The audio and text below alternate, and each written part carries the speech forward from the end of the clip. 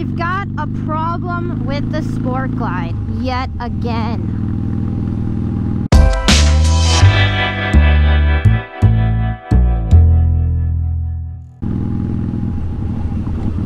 Woo! Hit that a little fast. Okay, so I don't know. You guys can tell here. I am on my Sportster 1200, and actually, I'm loving this because I haven't been on this bike in a minute, and I also haven't been on a ride by myself in a while. What with winter and then with Jared moving. So I am embracing the warmer weather. I am out here. Jared stripped the Sporty down. He's trying to turn my bike into his project bike. Rude. So anyways, I was like, whatever, I'm gonna take it out without the windshield today. No gloves. And it is 60, so it's a little chilly, but it's not bad. So I was really hoping that this next video would actually be, I would be on my Sport Glide. We would be talking about my Sport Glide, getting miles on it. But what did I do? I bought suspension. I'm actually super excited to ride it with suspension that's not stock. But unfortunately, the monoshock install, it went really good, but the shock is touching the frame on the right side. So I'm waiting to hear back as to why that would be occurring. Apparently no one has ever provided them with that feedback before. They haven't seen it, haven't noticed it. So I'm a little weary. I really don't want to take the bike out and have it rub against the frame, you know, the internal pieces, and cause problems. So here I am out on the Sportster. But you know what? This is actually kind of cool because I haven't got a lot of miles in this year yet, since it is the start of the season, but this is giving me an opportunity to kind of think about the differences between the Sportster and the Sport Glide. You know, I said in one of my other videos that I was on the fence about the forward controls. The first thing I thought when I sat on my Sportster was, holy cow, my legs are cramped. I never thought I would feel that way, but apparently I'm adjusting to the forward controls pretty well, because I sat on this and felt like why am I kind of crunched up in this 90-degree, you know, like, it's not really a ball, but you kind of feel like you're crunched up in a ball when you go from forward suspension and kind of stretched out to this.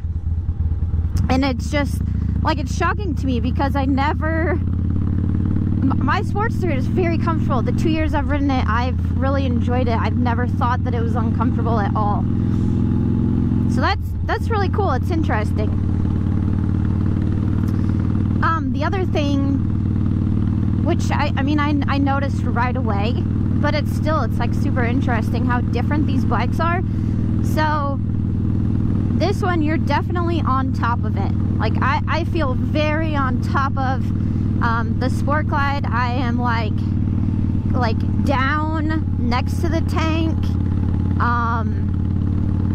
Man, I don't even know how to put it into words, but you're definitely on top of this bike. It's kind of like the top of it is more flat, whereas the Sport Glide, it's kind of like more in a triangular shape. Maybe I'll throw some pictures or something up to try to illustrate what I'm talking about. But yeah, it's crazy. It's just crazy how different it is. The engine, like, you know, everybody knows these things are different, but it's really fun to ride on one bike and get used to it and use it for 2 years, and then go get a new one and then try out this new one. Let's see. Got these guys watching, get all nervous. So anyways, it's just like, I feel like they could probably hear me. I don't know. It's just super cool because everybody knows, you know, the Evo engine is different than the Milwaukee 8 engine, and I noticed it right away riding the new bike. But it's, I don't know, man, it's just so cool. It's so much fun having two really different bikes to go and ride around on. I think I'm gonna really like switching it up. So like I sat on this thing and took off from my neighborhood, and this one, it's, you know, the throttle is not sensitive.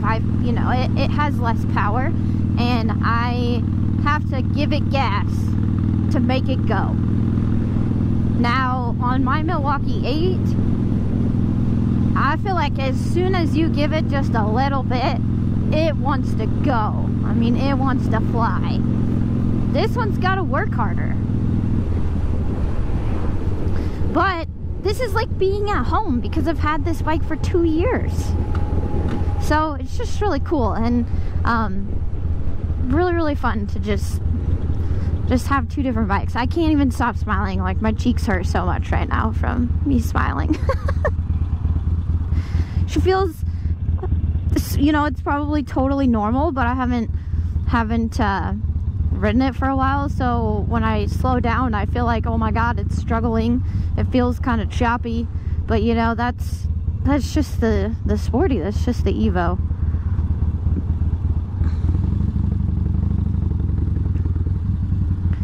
And because the positioning and everything is so different, and it is a smaller bike, so it does weigh different, you know, and we've talked many times about how the center of gravity is so different. Everything is just so different. Here we go.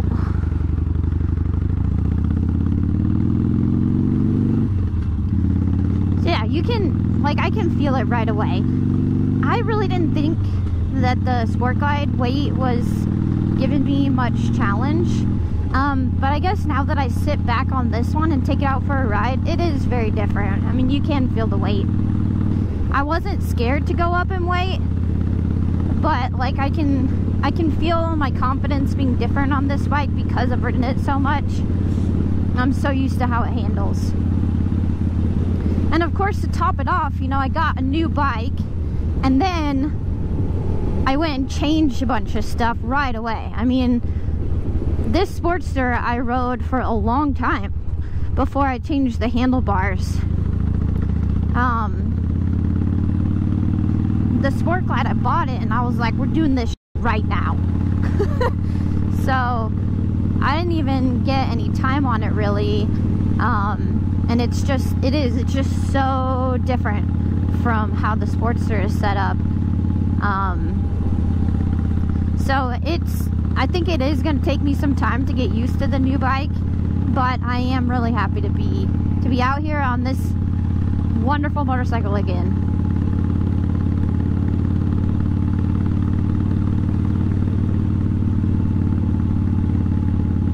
So in case you didn't see already, the issues I'm having with the Sport Glide are really, they're kind of, I guess, minimal ones.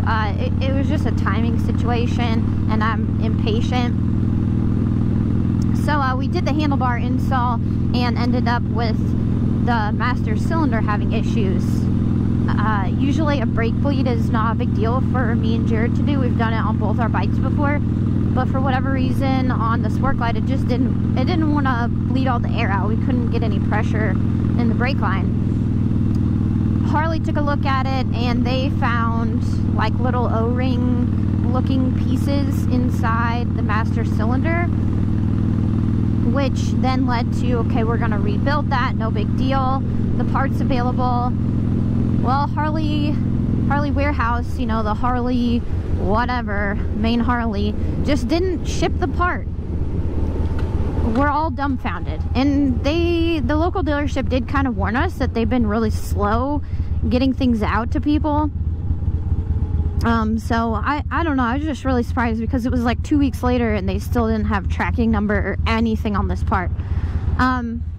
So we did get our hands on one, on what we needed, and we brought it into the dealership. They got everything squared away. The bike's great. I did one ride on it with my new handlebars, and then it's raining. I had my suspension on order, so yesterday while it was raining, I said, let's do this. Let's install the monoshock. It shouldn't be a big deal. We shouldn't have any problems. And bammy, it looks like, I mean, it definitely is touching parts inside the box, or sorry, inside where the frame is. So like I said, it makes me nervous. I come from an engineering background. I don't know a lot about a lot of things, but I do know that I don't really want the spring to move up and down and rub on the frame, because it's going to wear down those parts, and I don't see, like, that's not a good thing. So hopefully we get a quick response.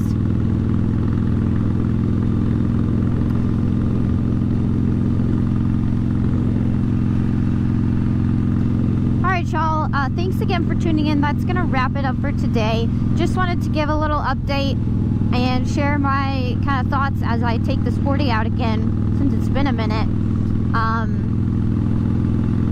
And yeah, hopefully hopefully I get an answer soon and I'll be back on the Sport Glide and getting acclimated to that thing.